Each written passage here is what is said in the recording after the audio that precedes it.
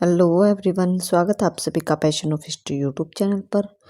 तो हम टॉपिक कर रहे थे राजा राम मोहन राय का, जिसमें कि हमने राजा राम मोहन राय के जीवन परिचय को अच्छी प्रकार से पढ़ लिया। अब हमने शुरू कर रखा था राजा राम मोहन राय के राजनीतिक विचार, जिसमें कि मैंने आपको ऑलरेडी एक क्लास करवा दी है। आज हमारी जो है इनके राजनीतिक विचारों पर सेकंड क्लास है, जिसमें कि हमने पिछले क्लास में देखा था कि राजा राम मोहन राय के राजनीतिक विचारों में उन्होंने व्यक्तिगत स्वतंत्रता पर बल दिया। मतलब कि वो व्यक्ति की स्वतंत्रता में बहुत ज़्यादा विश्वास करते थे। उनका मानना था कि व्यक्ति को जो है स्वतंत्रता होनी चाहिए, पूरी उन्हें आज़ादी होनी चाहिए।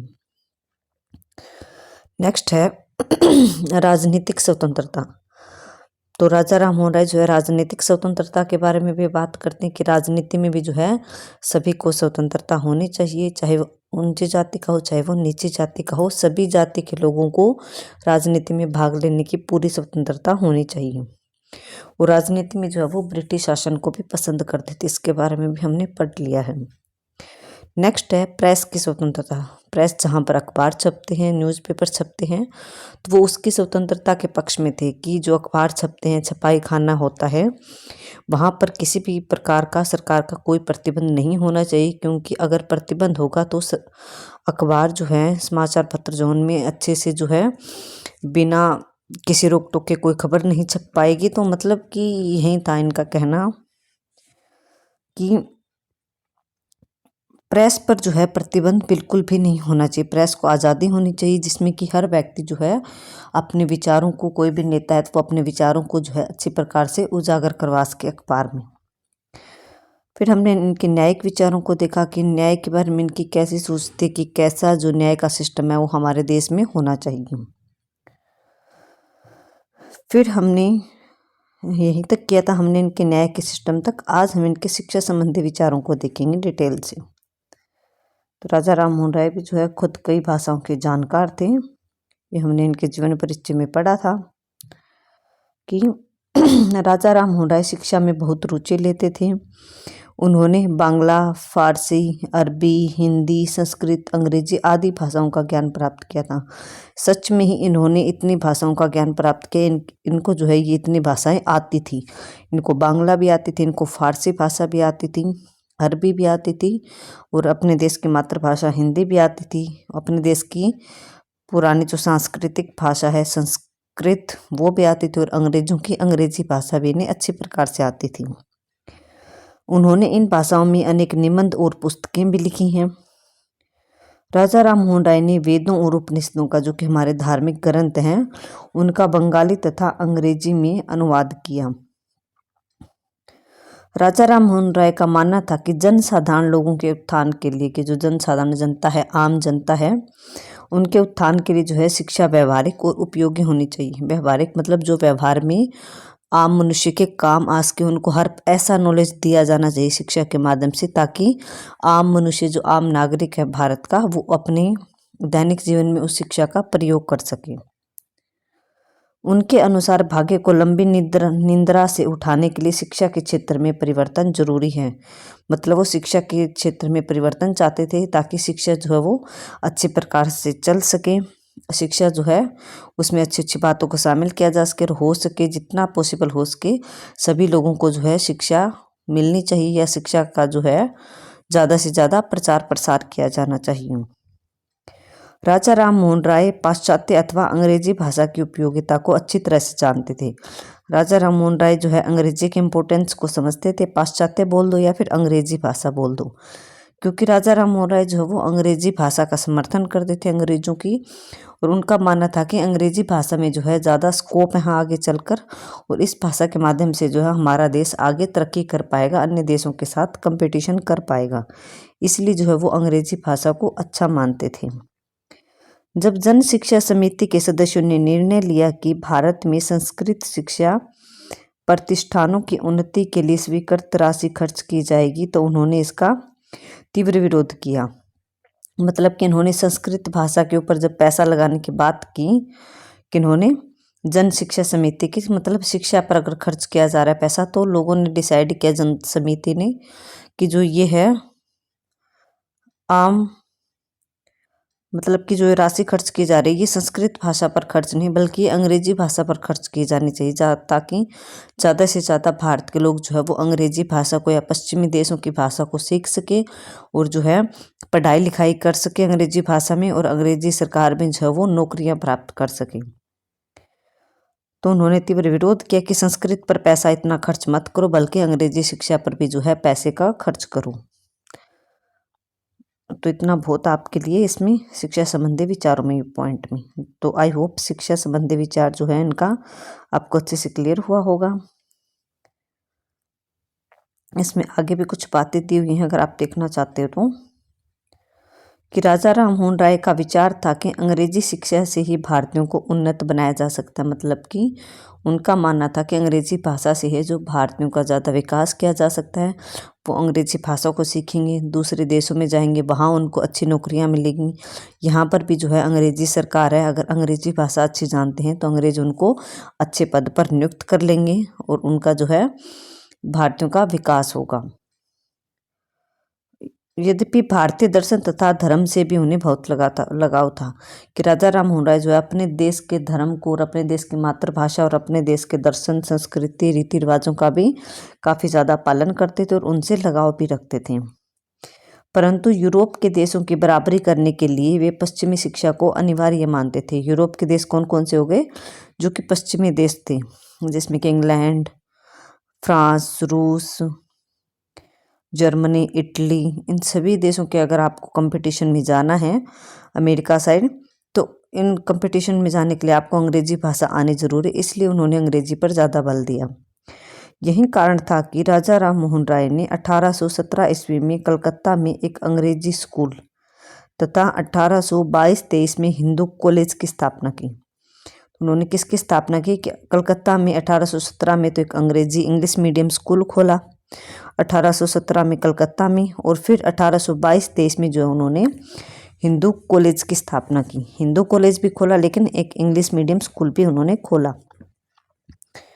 वे ईसाई मिशनरी को भी शिक्षा के क्षेत्र में लेकर आए। मतलब कि जो ईसाई धर्म के लोग थे, जो ईसाई धर्म के अध्यापक थे, उनको भी जो है वो शिक्षा के क्षेत्र में लाए। उन्होंने लोगों को बताया कि स्कूलों में बाइबिल की शिक्षा ग्रहण करने से कोई ईसाई नहीं बन जाता। मतलब राजा राममोहन राय जो थे वो बाइबिल में जो बातें लिखी हुई थी उनसे काफ़ी ज़्यादा प्रभावित थे, और उनका ऐसा मानना था कि जो बाइबिल में विचार लिखे हुए हैं या जो अच्छी बातें लिखी हुई हैं वो प्रत्येक भारतीय नागरिक तक जो है पहुंचनी चाहिए। लोगों को भी इसका ज्ञान होना चाहिए ताकि लोग जो है बाइबिल में लिखी हुई अच्छी बातों को अपने जीवन में ग्रहण कर सकें। इसलिए जो है उन्होंने बाइबिल पढ़ने का सुझाव दिया और अपने स्कूल या कॉलेज जो उन्होंने खोला था वहाँ पर उन्होंने बाइबिल जो है उसकी भी क्लास लगवाई कि बाइबिल का ज्ञान जो है वो छात्रों को दिया जाए। उन्होंने कहा कि किसी भी धर्म का ग्रंथ पढ़ने से जाति भ्रष्ट नहीं होती। सभी धर्मों के विषय में ज्ञान प्राप्त करना अच्छी बात है ताकि सभी धर्मों की अच्छाइयों और बुराइयों का हमें अच्छी प्रकार से पता चल सके।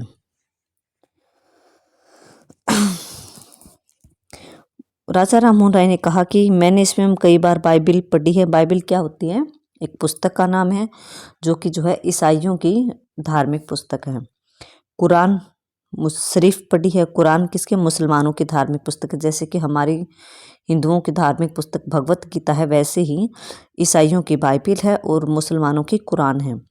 तो राजा राममोहन राय अपने ऊपर बता रहे हैं बात कि मैंने भी कुरान पढ़ी है, मैंने बाइबिल भी पढ़ी है, परंतु मैं ना तो ईसाई बना और ना ही मैं मुसलमान, क्योंकि किताबें पढ़ने से कोई भी किसी धर्म का आदमी नहीं हो जाता। धर्म को जब आप अपनाते हो तो उसके लिए जो आपको उस धर्म के प्रति लगाव रखना पड़ता है, उसके रीति रिवाजों का पालन करना पड़ता है, तभी आप उस धर्म को अपना सकते हो। ऐसे पुस्तकें पढ़ने से किसी भी धर्म को अपनाया नहीं जा सकता। बहुत से यूरोपियों ने गीता एवं रामायण आदि ग्रंथों का अध्ययन किया है, उनमें से कोई भी हिंदू नहीं बना। तो राजा राममोहन राय ने उदाहरण भी दिया कि जो अंग्रेज़ लोग हैं ये भी गीता को पढ़ते हैं। हमारी भगवत गीता जो है उसको पढ़ा है अंग्रेज़ों ने, हमारी जो रामायण है उस पुस्तक को भी पढ़ा, लेकिन अंग्रेज़ तो कभी हिंदू नहीं बने। तो मतलब कहने का इनका टोटली अर्थ यही है कि कोई भी धार्मिक पुस्तक पढ़ने से कोई भी व्यक्ति जो है वो दूसरे धर्म को नहीं अपना लेता, बल्कि हमें पुस्तकें पढ़नी चाहिए दूसरे धर्म की, ताकि हमें उस धर्म के बारे में पता चल सके। वहाँ कौन कौन सी उस पुस्तक में कौन कौन सी अच्छी बातें लिखी हुई हैं, उन बातों का हमें पता चल सके और उन बातों को हम अपने जीवन में अपना सकें। तो इसके लिए जो उन्होंने अंग्रेजी शिक्षा पर बल दिया और जो है सभी धर्मों के ग्रंथों का अध्ययन करने पर भी काफ़ी बल दिया। भारतीय संस्कृति का विकास करने के लिए उन्होंने एक वेदांत कॉलेज की भी स्थापना की। ये कॉलेज का नाम है वेदांत कॉलेज। वे स्त्रियों को भी शिक्षा प्रदान करने के प्रबल समर्थक थे। उनका मानना था कि स्त्रियों को भी शिक्षा प्राप्त करनी चाहिए ताकि वो भी समाज में अपनी एक अलग पहचान बना सके और नौकरी के क्षेत्र में जो है आगे बढ़ सके। हालांकि वे इस विषय पर मतलब कि जो क्षत्रिय शिक्षा थी इस पर कोई ठोस कार्य नहीं कर सके। उन्होंने बंगला साहित्य के विकास में भी अपनी महत्वपूर्ण भूमिका निभाई, क्योंकि वो खुद एक बंगाली थे तो उन्होंने जो है बांग्ला भाषा के साहित्य में विकास में भी जो है अपनी काफ़ी महत्वपूर्ण भूमिका निभाई। तो ये था इनका शिक्षा संबंधी विचार, जो कि हमने ऊपर भी देखा पॉइंट में कि वो अंग्रेजी शिक्षा के समर्थक थे और लोगों को जागरूक करना चाहते थे। इसके लिए जो उन्होंने स्कूल कॉलेजेस भी खोले, इंग्लिश मीडियम स्कूल भी खोले, हिंदी मीडियम स्कूल भी खोले और सभी धर्मों के ग्रंथों का अध्ययन करने का उन्होंने लोगों को सुझाव भी दिया। नेक्स्ट है राजा राम मोहन राय के धार्मिक विचार के धर्म से रिलेटेड उनके कैसे विचार थे।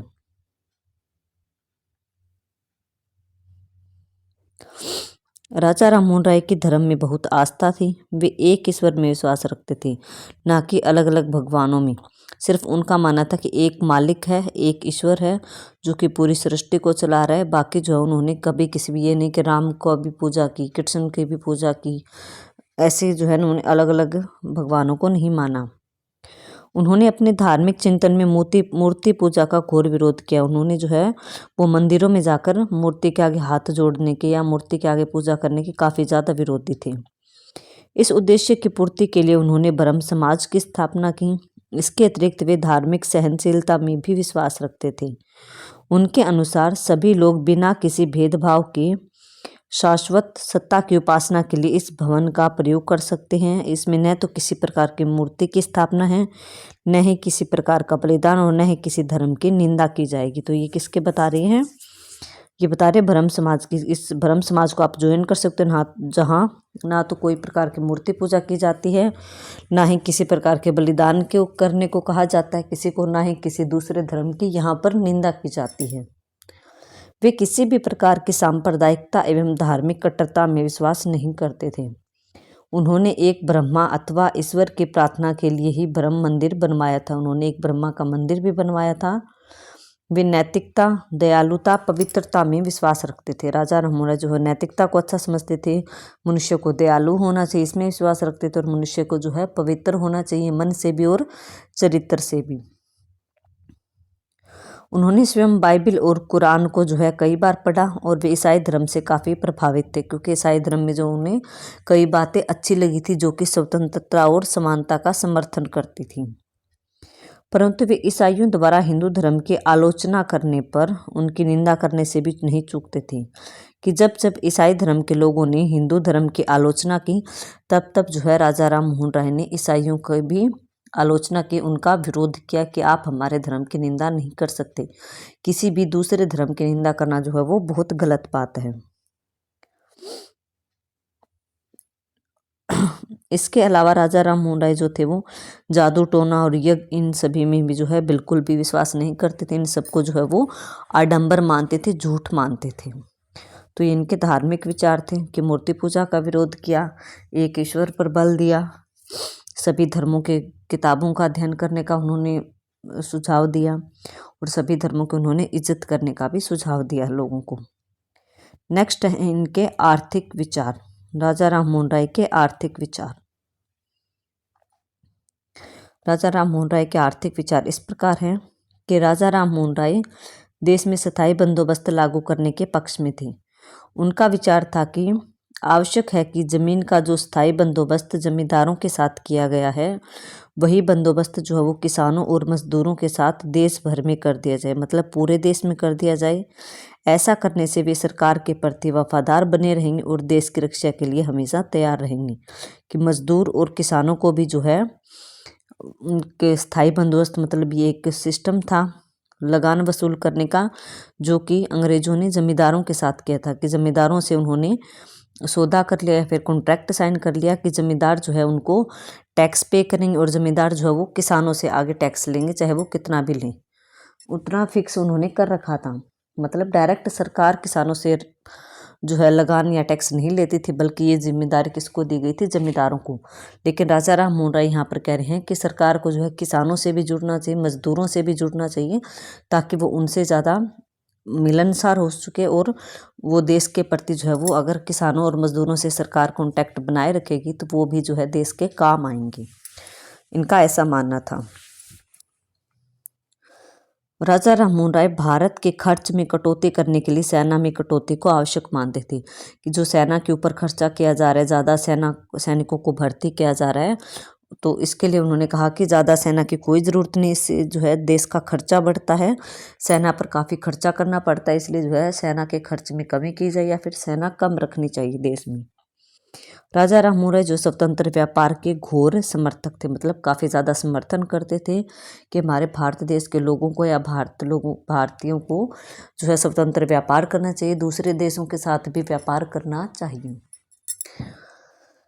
और राजा राममोहन राय स्त्रियों को संपत्ति पर अधिकार प्रदान करना चाहते थे कि स्त्री का भी जो है अपने पति या फिर अपने पिता की संपत्ति पर पूरा अधिकार होना चाहिए, उन्हें पुरुषों के बराबर जमीन में जो है संपत्ति में हक मिलना चाहिए।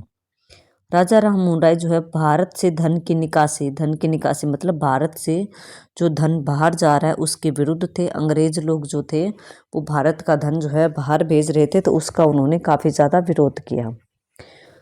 राजा राममोहन राय कंपनी के नमक पर एकाधिकार को समाप्त करने के पक्ष में थे कि जो नमक बनाने का अधिकार था वो कंपनी के पास था, अंग्रेजी कंपनी के पास, तो वो इसके भी पक्ष में नहीं थे कि जो ये उन्होंने सरकार को कहा भी था कि जो ये नमक बनाने का जो सिस्टम सिर्फ आपने ले रखा है वो गलत है, नमक बनाने का जो अधिकार है वो सभी भारतीयों को होना चाहिए, न कि अंग्रेजी सरकार को, क्योंकि अंग्रेजी सरकार नमक बनाती थी फिर उस पर टैक्स लगाती थी, जिससे जो है नमक बिकता था वो महंगा बिकता था। तो क्योंकि नमक जो है खाने में उपयोग होता है, हर घर में ज़रूरी है, आम जनता के लिए नमक ज़रूरी है, इसलिए उन्होंने कहा कि नमक पर कर नहीं लगाया जाना चाहिए। नमक बनाने का अधिकार जो है वो सभी भारतीयों को, देश की सभी जनता को होना चाहिए, ताकि इस पर टैक्स ना लगे। तो इन्होंने 5-6 बातें कही थी आर्थिक विचारों में। नेक्स्ट निष्कर्ष आता है जो कि हमने पूरा राजा राममोहन राय के बारे में पढ़ा।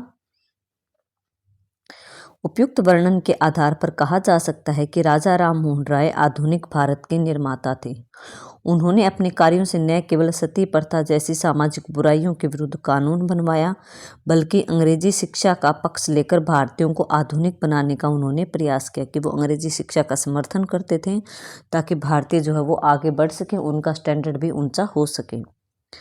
राजा राममोहन राय का मानना था कि अंग्रेजी शिक्षा से विदेशी संस्कृति को जानने का अवसर प्राप्त होता है, दूसरे देश की संस्कृति को, दूसरे देश के रीति रिवाजों को, कानूनों को, वहाँ के अधिकारों को जानने का हमें मौका मिलता है, क्योंकि जब हमें अंग्रेजी भाषा आएगी तभी हम दूसरे देश में जा सकेंगे और वहाँ के लोगों से बातें कर सकेंगे, वहाँ के सिस्टम को पहचान सकेंगे, वहाँ के रीति रिवाजों को जान सकेंगे, और उन दूसरे देशों की जहाँ पर अंग्रेजी भाषा है देश की, वहाँ की पुस्तकों का हम अध्ययन कर पाएंगे। तो उनका मानना था कि अंग्रेजी शिक्षा से विदेशी संस्कृति को जानने का अवसर प्राप्त होता है और उसके अध्ययन से जो है अनेक सामाजिक कुरीतियों को समाप्त किया जा सकता है। तो ये इतना बहुत है, निष्कर्ष में आपको आगे के इतना याद करने की ज़रूरत नहीं है। तो निष्कर्ष में आप इतना लिख सकते हो, राजा राममोहन राय का जीवन परिचय लिखकर, उनके राजनीतिक विचार लिखकर, उनके न्याय संबंधी विचारों को लिखकर, उनके शिक्षा के बारे में क्या विचार थे उनके बारे में लिखिए, फिर उनके धर्म के बारे में क्या विचार थे उनको लिखिए, फिर उनके आर्थिक संबंधी क्या विचार थे उन सभी को लिखकर जो है आप अच्छी प्रकार से इस क्वेश्चन को कंप्लीट कर सकते हो। राजा राममोहन राय का जो पूरा चैप्टर मैंने कंप्लीट आपको पढ़ाया है, आप उसको अच्छे से लिख सकते हो। तो आई होप आपको क्लास अच्छी लगी होगी। अगर आपको क्लास अच्छी लगती है तो प्लीज़ क्लास को लाइक करें, शेयर करें और चैनल को सब्सक्राइब ज़रूर करें। और अगर आपको क्लास की PDF फ्री में चाहिए तो आप जो है टेलीग्राम ग्रुप को ज्वाइन कर लीजिए। टेलीग्राम का लिंक जो है मैंने अबाउट सेक्शन में दिया है, फिर भी मैं हर रोज़ बता देती हूँ कि चैनल का टेलीग्राम पे जो है चैनल का नाम है वो पैशन ऑफ हिस्ट्री ही है। जो कि हमारे चैनल यूट्यूब चैनल का नाम है, और ये विदाउट स्पेस आप टाइप कीजिए। वहाँ पर आपको मेरी फ़ोटो लगी हुई मिलेगी, तो आप उस चैनल को ज्वाइन कर लीजिए। और वहाँ पर मैं जो है क्लास के बाद PDF शेयर कर देती हूँ, तो वहाँ से आपको फ्री में PDF मिल जाएगी। और अगर आपको क्लास अच्छी लगती है तो प्लीज़ क्लास को लाइक करें और शेयर करें, और कमेंट ज़रूर करके बताएं कि आपको क्लास कैसी लगती है। Okay, thank you everyone.